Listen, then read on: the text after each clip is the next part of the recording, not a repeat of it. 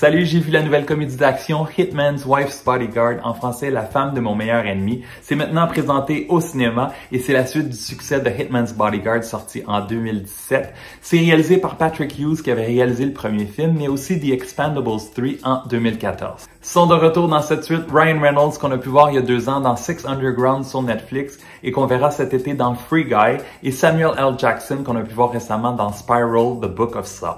On ajoute maintenant la distribution Salma Hayek qui avait un petit rôle dans le premier, qu'on a pu voir récemment dans le film Bliss sur Prime, Antonio Banderas qu'on a pu voir l'an dernier dans Doolittle, et Morgan Freeman qui est rendu à 84 ans, qu'on a vu récemment dans Coming to America, également sur Prime. Ça va mal pour Michael Bryce qui a perdu son permis de garde du corps. Pour retrouver le moral, il décide de prendre une sabbatique, de partir en vacances, mais ça va être de courte durée parce que Sonia, la femme très intense de son ennemi Darius, le supplie de l'aider à retrouver son amoureux qui a été kidnappé.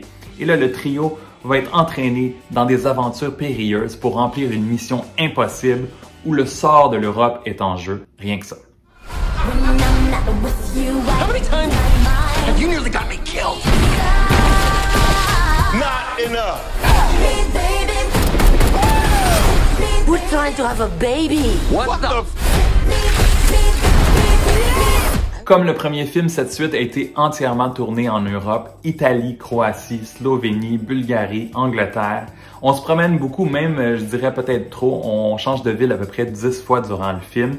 On utilise aussi beaucoup de chansons pop, des hits comme Hit Me Baby One More Time de Britney Spears, mais c'est pas toujours fait de la manière la plus efficace. Les scènes au début du film avec la psy sont amusantes. Ryan Reynolds est comique, mais il fait pas mal ce qu'on est habitué de le voir faire, du Ryan Reynolds.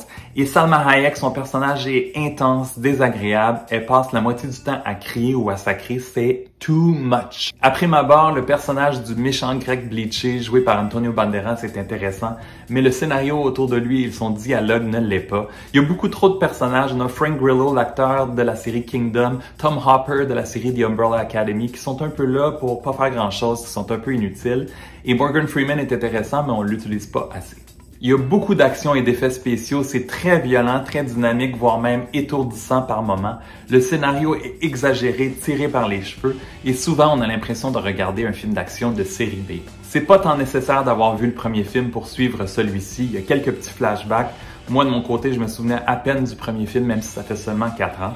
Le réalisateur semble ouvert à faire un 3e film de la série et rester durant le générique parce qu'il y a une petite scène cachée. Au final, Hitman's Wife's Bodyguard est juste mais dans une année normale, il serait sorti comme à la fin de l'été, fin août. C'est un film qui dure 1h40 et je lui donne 2 étoiles et demie sur 5.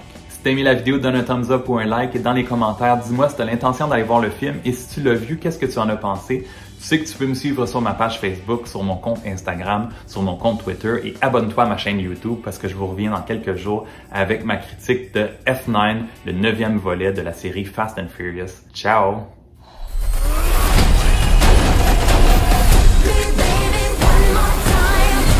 Tell us everything you know. I'm not telling you. I, on the other hand, will tell you everything.